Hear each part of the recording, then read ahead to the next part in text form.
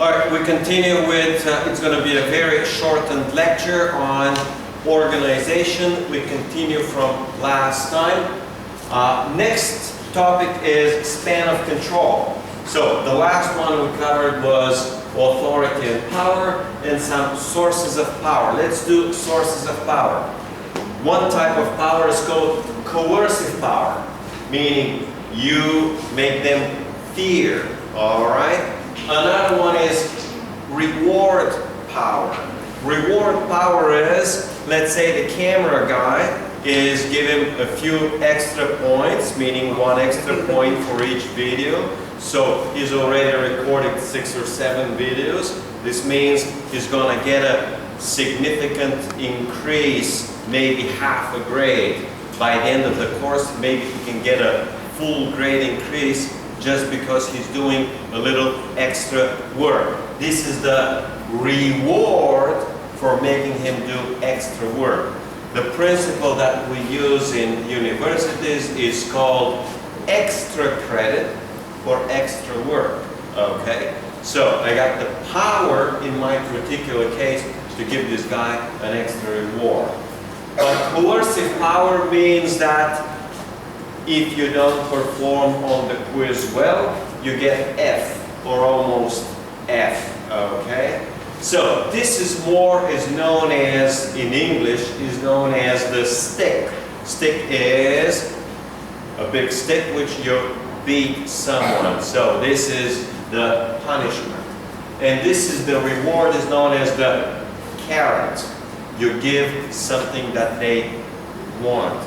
Alright? The third type is called legitimate power. And it's simply based on one's position in the formal hierarchy. And legitimate power, the highest is at the biggest boss. So, the higher up you are, the more legitimate power you have. You also have expert power. Expert power basically means you know what you're doing and they don't know what you're doing. And they need you. They have to have you. Okay? So they usually, expert power means that, yeah, I can go to work 20 minutes late, but they need me in there. Okay? They are dependent on my knowledge. They're dependent on my skills. So that's usually when you're a low-level worker, that's the basis of power. You gotta be a very good expert.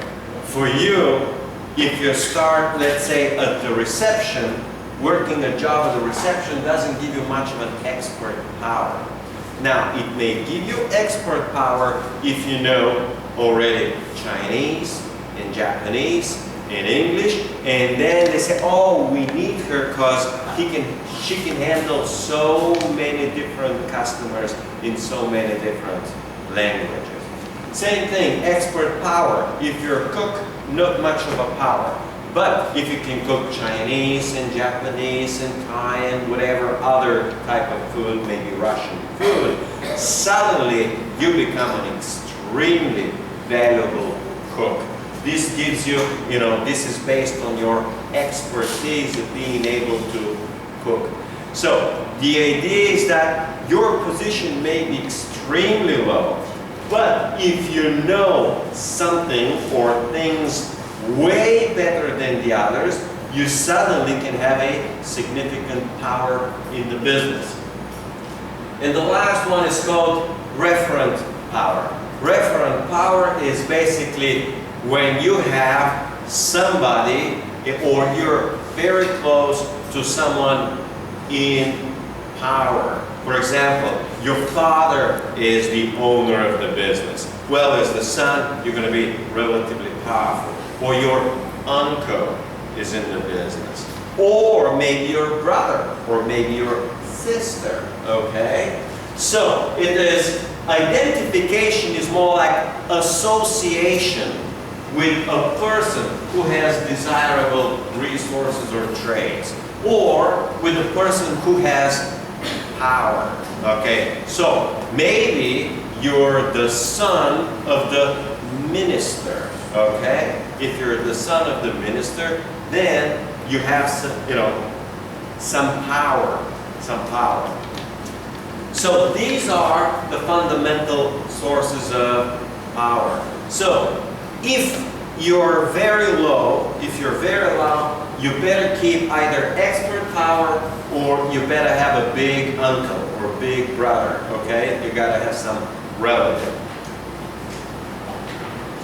The next fundamental topic in organizational behavior, in organizational structure is span of control. And span of control is very simple. The number of employees. If you have a boss, how many employees you have? You have 2 employees, or 3, or 5, or 10. So, when you have number of employees, and here's the next key, that the manager can efficiently and effectively supervise. Yeah, you can have 20 employees, okay? But you're not going to be effective. You're not going to be able to be very effective. This is the same thing for the classroom. It is well known that a teacher has a good span when you have 20 to 25 students. For advanced MBA classes, the optimal size is considered to be 10 to 15. So, when a professor has only 10 students in class, he knows every single student. He knows who does what, how they think, how they analyze what they do, okay? And he can work personally with everybody.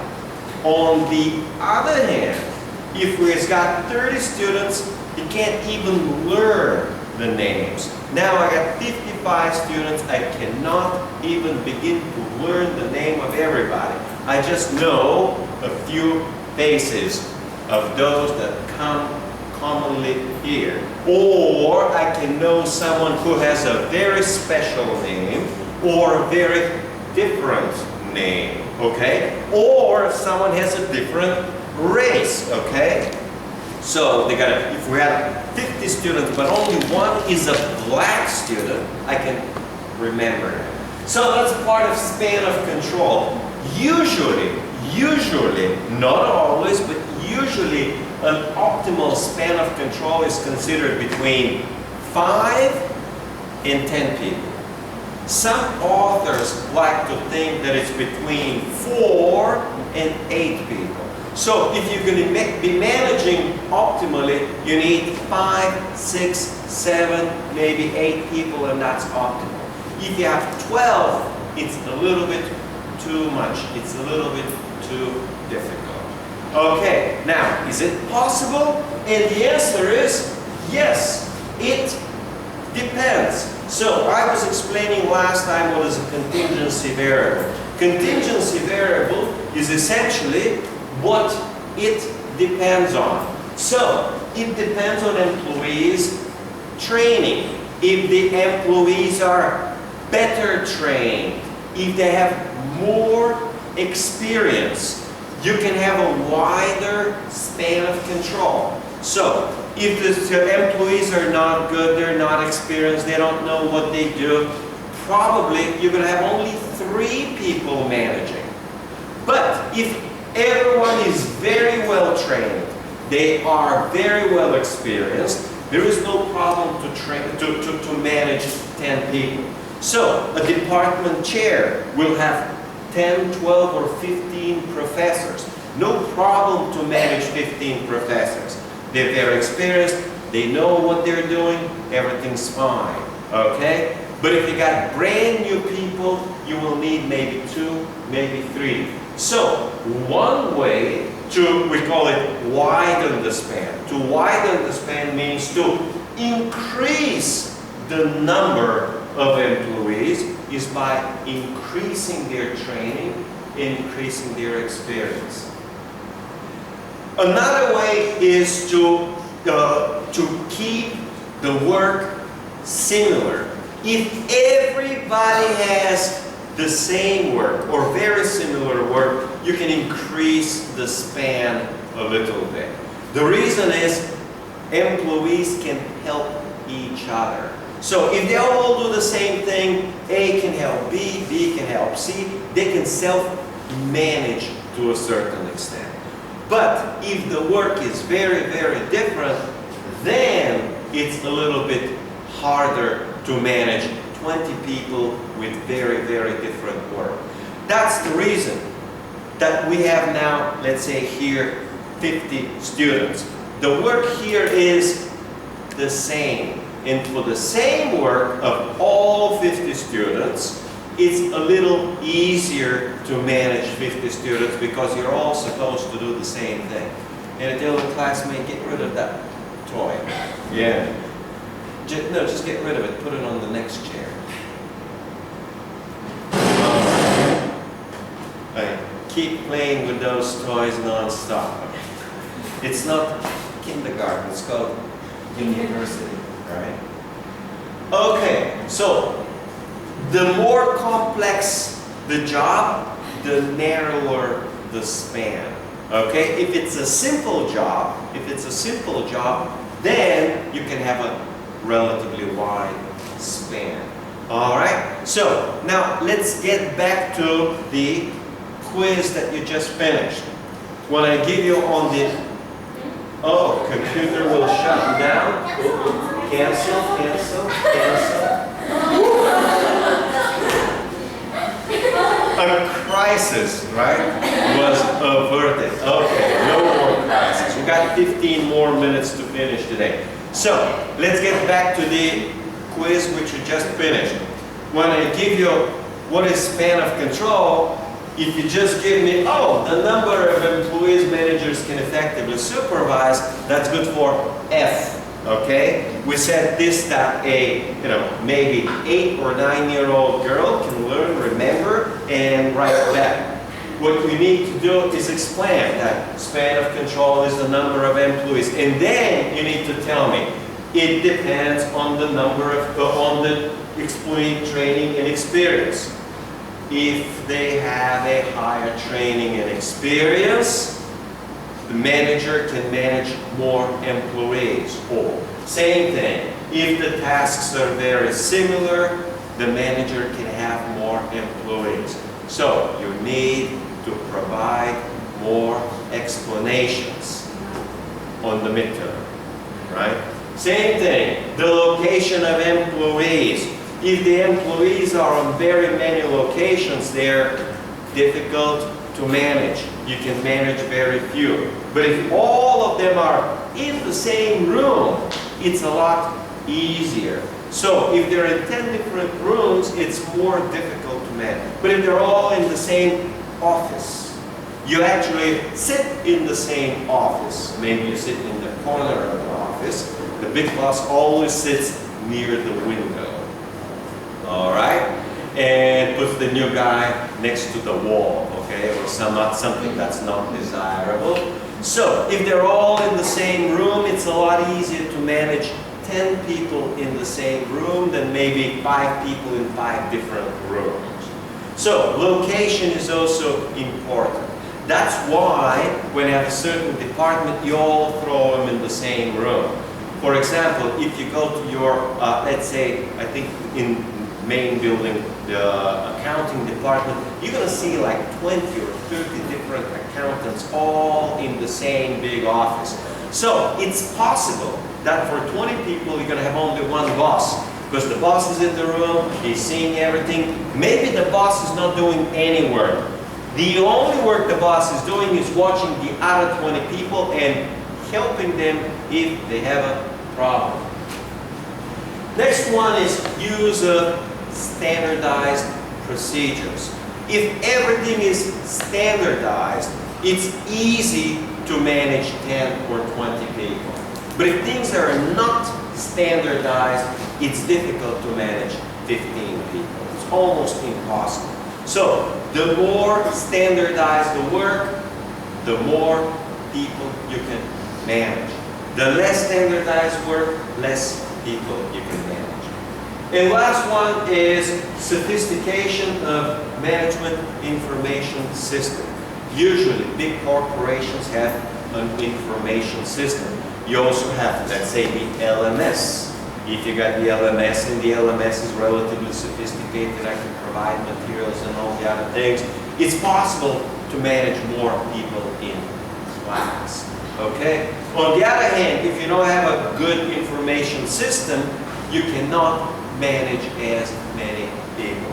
Example that I give you is when I was working in the sales department and you get almost 200 salespeople, the vice president of sales, who's the boss of everyone, wanted guys like me to create an information system where he can actually see all 200, what they're doing, all of their sales, their weekly sales, their monthly sales, and he's just looking at the numbers, okay? And then he looks between the different sub-departments, then between the different regions, and he can call any regional manager and say, hey, I'm seeing your number is too low.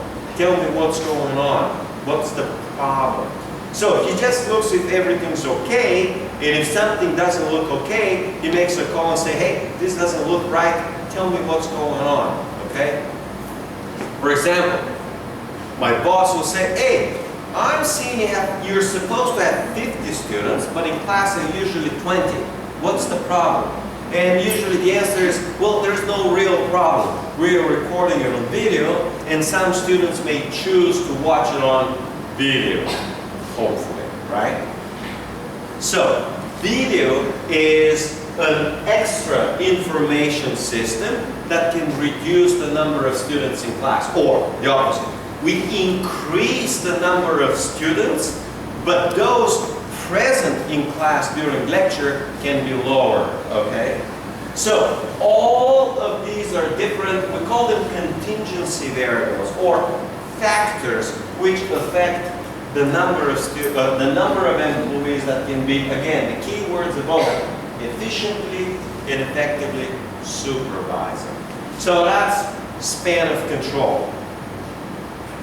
The next is centralization. Some organizations are highly centralized. And when they're highly centralized, centralized means decision making is made at the top level, or decision making is making at higher level. So it says decision making takes place at upper levels of the organization. And decentralization means that it's usually taken at the lower level. So lower level managers provide input, or oftentimes they actually make the decision themselves, okay? So here you have a certain level of high centralization at the university. Big boss decides a lot of things. But here at the low level, they provide us with a lot of decentralization.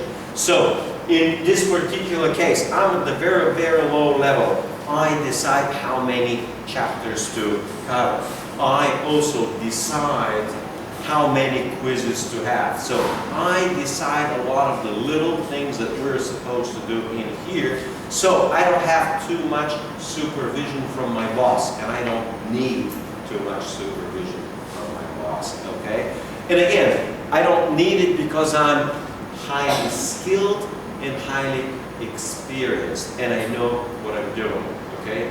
When they're low level, they need more supervision. So, some businesses are very, very, very centralized, others are relatively decentralized. The key word is flexibility. If a business is to be more flexible, you want more decentralization. If the opposite of flexible is called rigid, if you want a rigid structure, it's more centralization. And I think it's coming a little later. If you want an organization to be very efficient and to control costs, everything is highly centralized. On the other hand, if effectiveness is more important, if getting the job done is more important, you focus more on decentralization. So, it also depends on your strategy. All right? So, formalization. Yeah, they don't have anything. Formalization means how much things are formal. Formal means written rules and procedures that employees must follow. Okay? Some organizations have big, it's called rule book. And there's a rule book. Everything is, we say, formalized. Examples will be banks. A bank is highly formalized. It has description of every job. It's got a description of every operation. It has a description of every transaction. There is a rule for every little thing. So a bank is highly formalized. Some universities at some level are very formalized, at another level they are relatively informal. Example of formalization is when I was teaching in Macau. When I was teaching in Macau, they require, it's a rule, they require that we have attendance. So we gotta call every student's name and check the mark to see their attendance. It's a requirement. Here, my understanding is that it's not required. Moreover, we have to have the attendance at the end of the week. And there is a simple computer system which simply checks if we put attendance or don't put attendance. If we don't put attendance by Friday night, on Monday or Tuesday they're going to call and say, hey, we don't have your attendance. What's going on? Maybe I was sick. Maybe I did not go to class, okay? Or maybe I forgot. So the minute they're going to call you and check, hey, what happened, okay? Same thing of formalization, they have simple rule. Grades must be submitted, let's say if it's a final exam, within 7 days, okay? Something like that. So formalization tells you what's the rule, what's the procedure, what you have to go through, okay? Formalization may mean, in this particular case, which are the steps that I need to go through to order a textbook in accounting, okay? And they say, oh, you have to write a written request. And when you write a written request, you got to send it to your manager.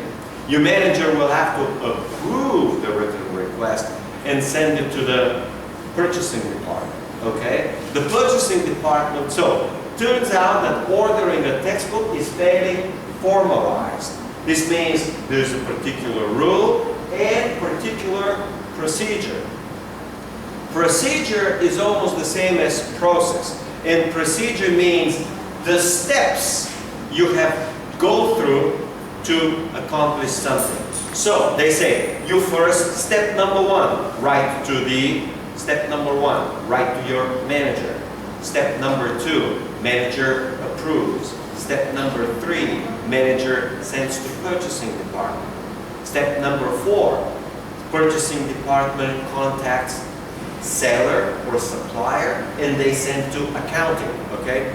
Accounting puts it in the books, and when the shipment is received, purchasing manager will have to notify accounting so that accounting makes a payment, okay? So a procedure is the number of steps you have to go through to accomplish something. This is what we're trying to learn in accounting. In accounting, you're taking a management course. Number 1 is you analyze the transaction. Number 2, you record it in the journal. We call it journalize. Number 3, you go to the next step, is you post the record. So you have step 1, step 2, step 3, step 4, 5, 6, 7. Now that's a procedure. Formalization is writing rules, what you have to do, writing requirements, and writing procedures. Okay? So that's formalization. And Okay, the contingency factors that favor either mechanistic or organic model. I'll probably just explain those and finish with those today. So, you got a mechanistic model and organic model of organizational design. Let's explain those and we finish today. Everyone, please, 5 more minutes so I can finish for today. The mechanistic is a company which is rigid, hierarchical. You got a strict hierarchy. If you want to do something, you got to go to your boss. He will decide if he's going to someone else or go to his boss. So, you have a very strict, rigid structure. It is also hierarchy. Let's explain. Hierarchy means a structure in the form of a pyramid. You go to your boss will go on the side or go up, okay? So hierarchy is a pyramid structure. Rigid means it's not very flexible. Number 2, fixed duties. You're doing only this, nothing else. You're doing only this, nothing else. What I see here, let's say in the administration of the university, is that they say, oh, you want to order the book, you got to contact that person. Nobody else can do that, okay? You want to do this, oh, you got to contact that person. Nobody else. So, you have fixed duties. And you can, only that person is responsible for it, only that person can do it for you. Nobody else, okay? You want to buy a textbook, you get a textbook, you got to pay to that person. Well, that person's not here. Well, you wait, come back tomorrow, or come back after lunch, okay? You don't have anyone else doing the work. So, fixed duties, okay? Now, let's get at the same time the organic. In an organic, it's not necessarily hierarchical. It could be collaboration. I can call someone from accounting and say, hey, can you help me with this thing? And the guy in accounting will say, yeah, sure. Oftentimes when I was in the sales department, because I'm using the information system, I call the IT department. I call the IT department and say, hey man, I got this problem with the database. Can you tell me what's the table, or what is this, or can you give me the login and the password to that particular database, or I got this particular problem. So usually in an organic environment, you can call different people from different departments. They're going to be cooperative. The cooperation is called here in this one collaboration. To collaborate means to work together, okay? Now, if it is a mechanistic, it's going to work as follows. If I need something from the accounting department or the IT department, I have to ask my boss. My boss will call the accounting department, and the boss in the accounting department, and the boss in the accounting department is going to give it to someone in there. So I say, hey boss, I need from the accounting department certain information. He says, okay, wait, send me a request. I got to write and send him a request. So it is also formalized. I got to write him a request. My boss is going to send my request to the accounting boss. And the accounting boss will decide who's going to be, he's going to say, John's going to do the job. He says, John, can you take care of this? And he's going to reply to my boss saying, John is responsible for your request. And my boss is going to send me a message back and say, John will take care of your problem. And then I have to contact John and say, hey John, I need this thing, and your boss has assigned you to do the job. So you go through a lot of unnecessary steps. In an organic environment, usually the way the job gets done is I say, hey John, how about a lunch? You want to go for a lunch? And John says, yeah, sure, we go for a lunch. So we go for a lunch, we discuss a whole bunch of other things, about the economy and everything else. And at the end of the lunch, say, hey John, I have this little thing about the database or whatever is in the accounting. How is it done? He says, oh, don't worry. I mean, we've already eaten for 20 or 30 minutes. He says, don't worry, I'm going to get it done for you. I'm going to send it to you in 10 minutes, okay? So this is a completely different approach. When I was working in a modern technology software company, we were highly organic. I just call John and tell him what I need and it gets done. In a mechanistic, there are many rules. Everything is about rules. In an organic, few rules. When I was working there, we had very few rules, okay? I did not have to write any reports. We just had one meeting for 1 hour and I tell my boss what I'm doing.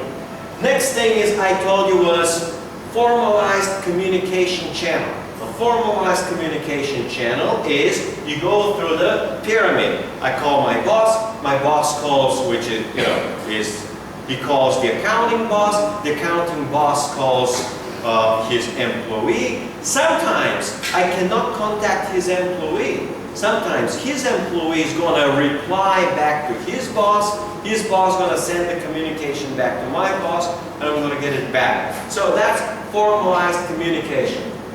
Informal communication is, I gave you the example. John, you want to go for lunch today? And he says, yeah, okay, let's go for lunch. We're going to eat. In my case, when I was working with IT, my good friend was Rick, okay? And Rick just bought a house and this and that. Say, hey, Rick, you want to go for lunch? And that's how we do it.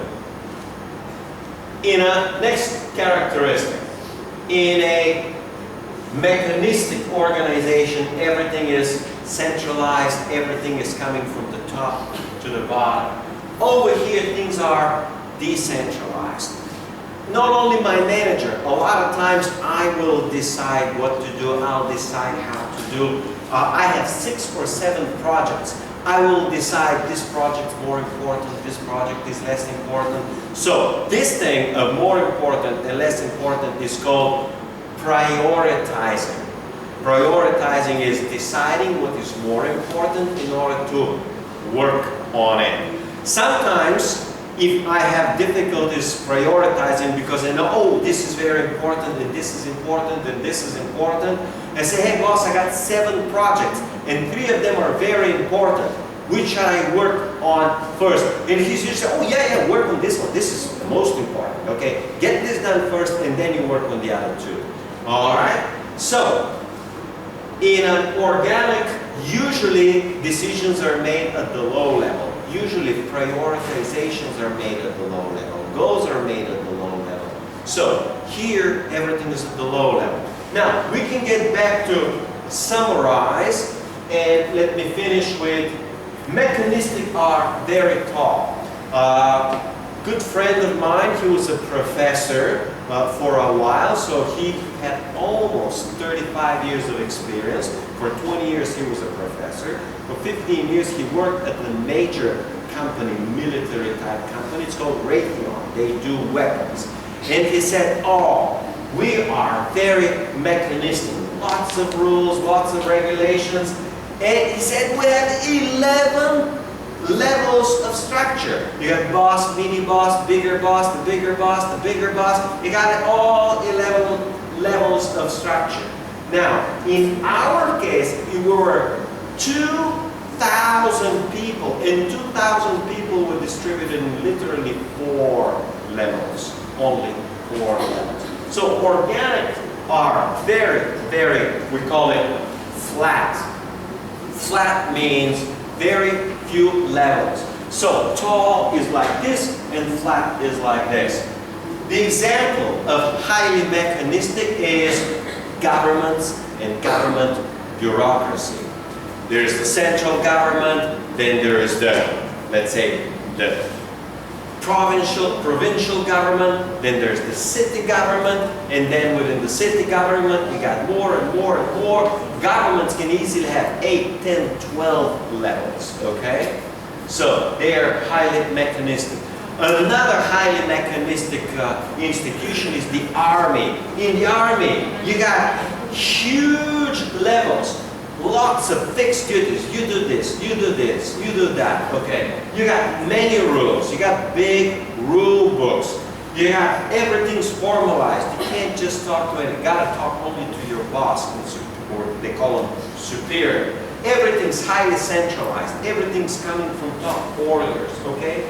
You got very, very tall. You got a boss of a boss of a boss of a boss, okay? You got, so, and modern technology companies, modern, anything that's associated with innovation, with technology, they are very organic in nature. All right? So, when I'm asking you to compare on the exam, you gotta give me a little bit more than just one sentence, all right? One sentence, that's what we teach, you know, kids in kindergarten, right? Here, you need to provide what's called an explanation. Good enough for today? Happy? Okay.